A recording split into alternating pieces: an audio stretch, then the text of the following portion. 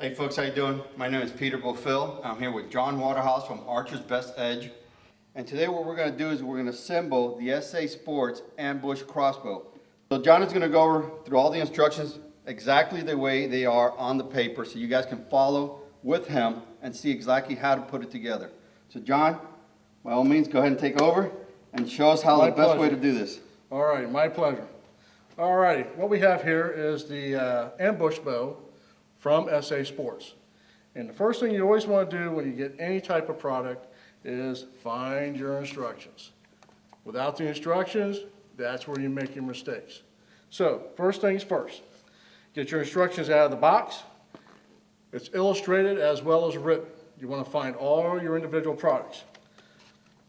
The main body of the bow, inspect it, make sure there's no damage during shipping. The prod of the bow, same thing.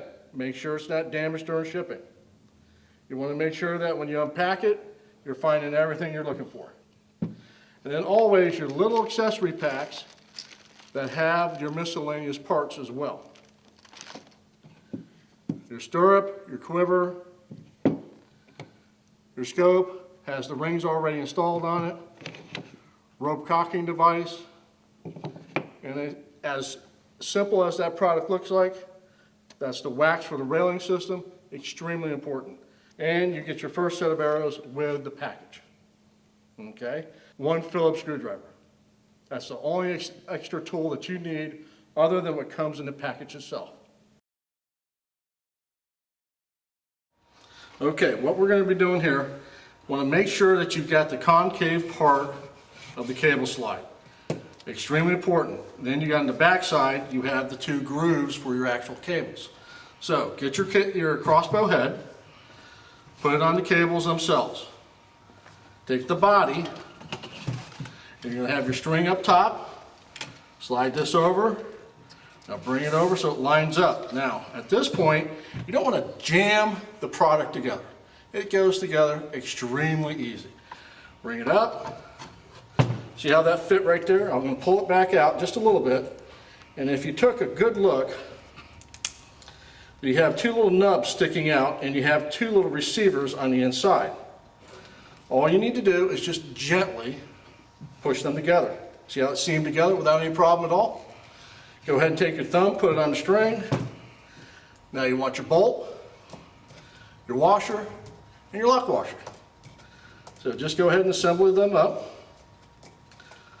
Washer first, and your washer comes right into the body itself. Start with your hand, not a big deal. Once again, we have provided you with your Allen wrenches.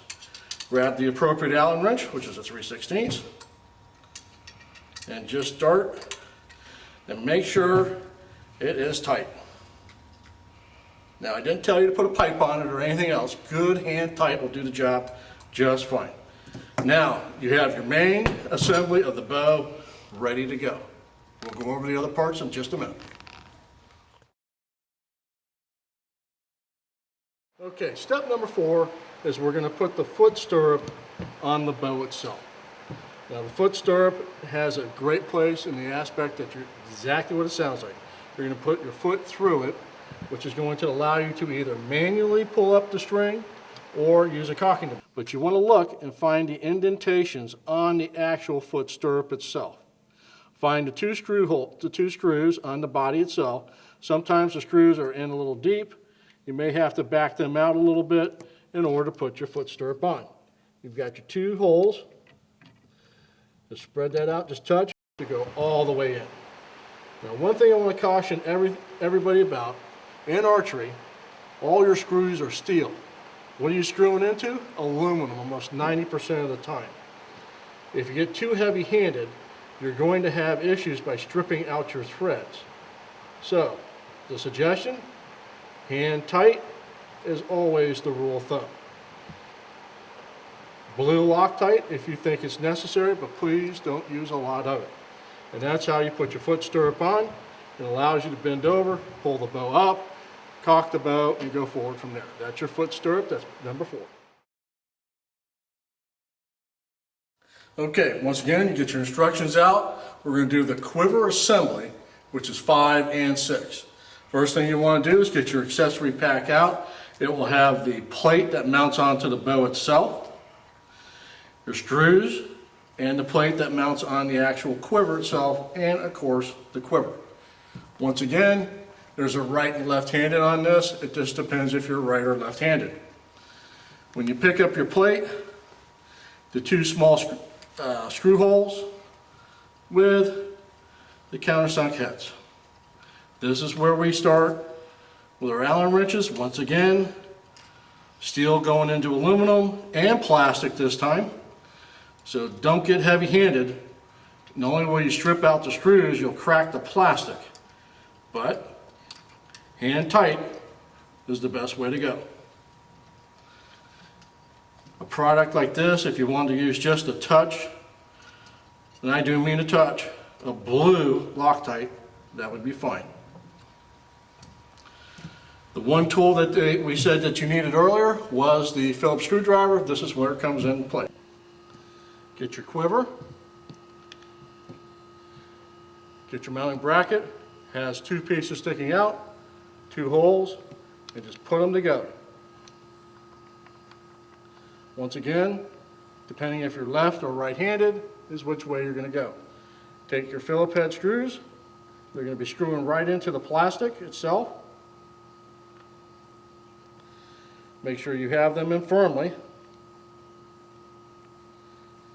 And try not to get too heavy-handed. I know I keep saying that, but being a retailer, you'd be surprised how many items come in stripped that you can't do anything about. You have to just get a new piece. Not the manufacturer did it. We get too heavy-handed, and next thing you know, we got a problem. And remember, this part is plastic, so you get really heavy-handed, you're going to strip it.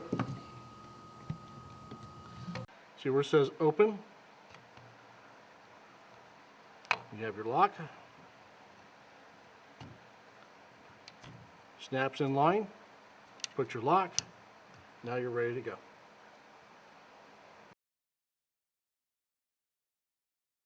Okay, make sure you got your instructions out. It's now time to put the scope on the bow. This is going to be number 8, your scope assembly. Once again, you have looked at all your items when you pulled it out of the packaging, and you chose to have the lit reticle scope assembly versus the red dot. So we're going to install this. First thing you want to do, if you're going to have that particular scope assembly, is lock this up in the 0 position. So put it on 0. In the instructions, it tells you to do the back one, but you also need to do the front one. Once again, remember you're working with steel. Get it in there, lock it up, and get into the back one, get it on there, and lock it up as well. So we're locked up. We got that part assembled. Now you notice it's sort of like a pick and tenny. You have choices where you want to put the scope assembly. Some of us want it far in the front, especially if you wear glasses like myself. Some people without glasses may want it in the back. It's just your choice on how you want to do it. Like youth, you may want to go towards the back because the stock is not real long. A tall adult, somebody in that 6 foot, 6'3" category, more than likely will put it up front. So let's go ahead and install it on here.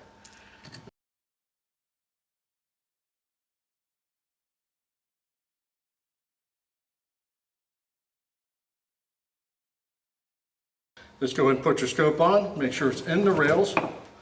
You have your locking knobs on the other side. They don't require any real tools. If you do want to take a flat-headed screwdriver to secure it a little tighter, once again, remember you're working with steel and aluminum. You don't want to strip anything out. Now, getting it level inside the scope itself, you have a couple of different techniques that you can use. One of the easiest things, if you happen to have at the house, just a small leveling device that you can put on the front of the bow. Make sure the bow is level. Look through the back into your scope. Make sure you are loose on the top. Turn it to wherever you may need it, to where you feel that's level, and then go ahead and lock it down. Do not go back and forth. Try to X the system. It'll allow it to tighten up a little bit cleaner. So in just a few minutes, we're going to show you what we're going to do when we're shooting the bow to try to level it out. Okay, John, so I see you assembled the whole bow already, Right. and we're ready to get it sighted in. Okay, Pete, let's have a seat. We're going to go over a few of the features of the scope as well as make sure it's level.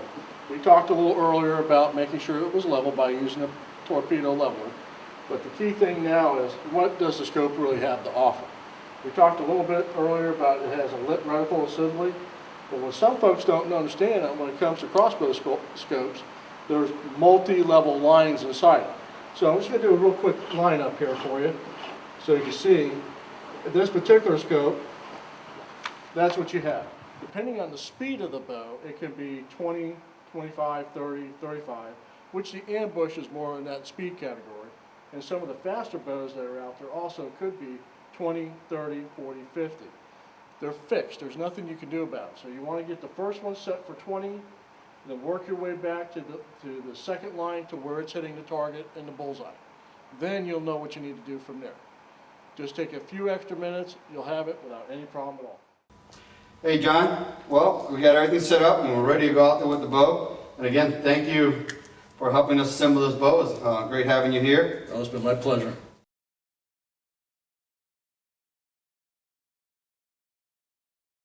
Okay, John, so we got everything set up. So why don't you go over a little bit of safety rules on this? Okay.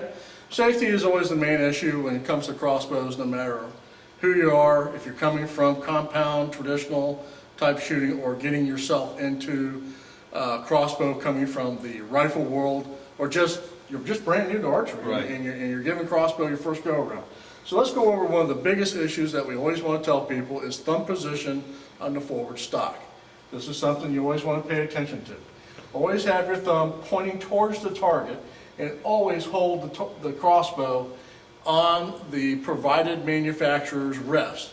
That way you don't have to worry about it. If you go too far forward, obviously you're holding up on the rail, your thumb comes up, gets in the way of the cables. So this way you won't have any of those issues if you just put your hand up where the manufacturer provided it for you, and your thumb is pointing down range.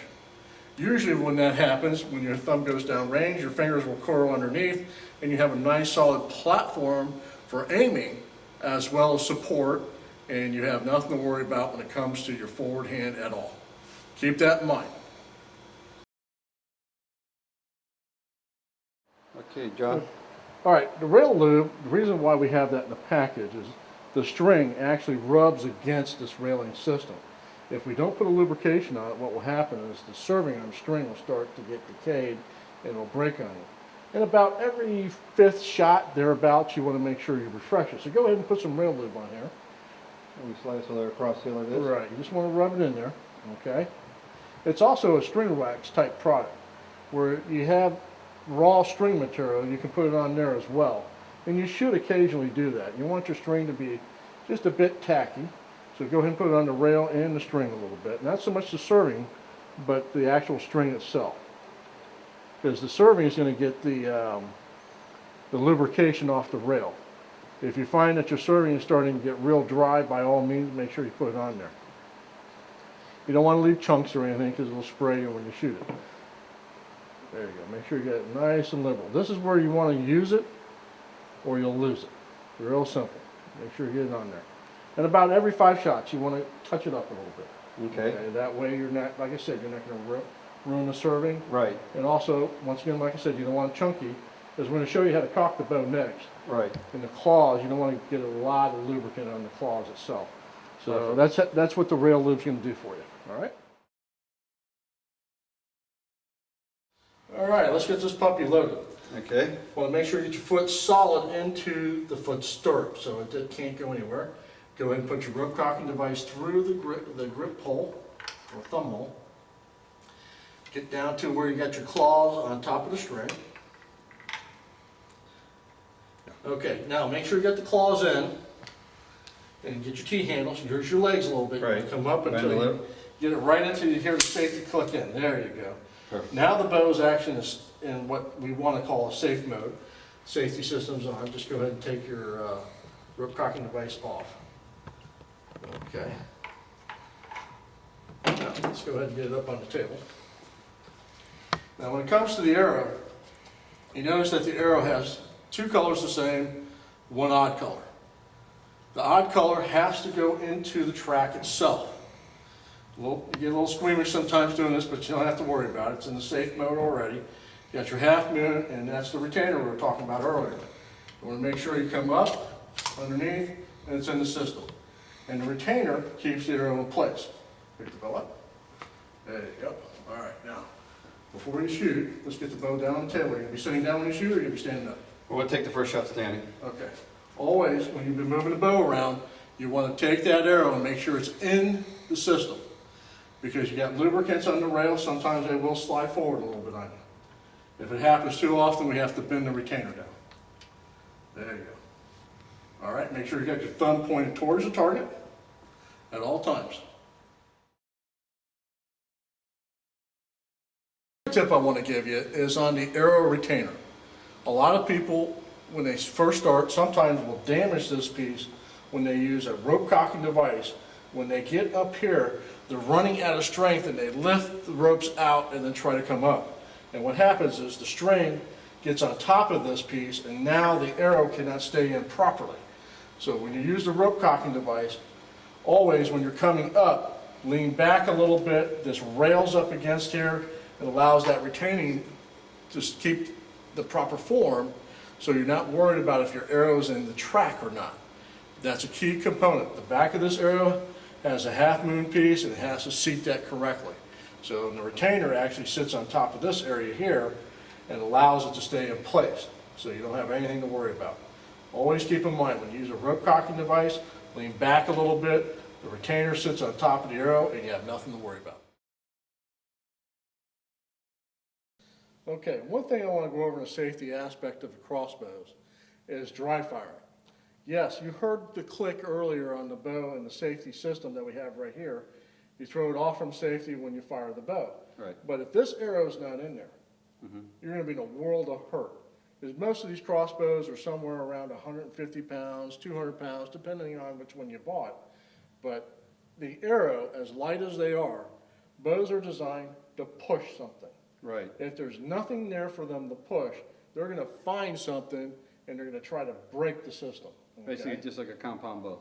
No different than a compound bow or any bow, to be quite honest with you. If it has an arrow attached to it somehow Right. to fire and send down range, and it's not in the system and you shoot it, you're going to damage the equipment. Yep. It's no different than hitting your forehead with a ball-peen hammer. You know something's going to break, okay? But bows are designed to push. So always have an arrow in the bow when you're handling it, as well as obviously when you go to fire the bow. The biggest tip I can give you, that, and always maintain downrange safety.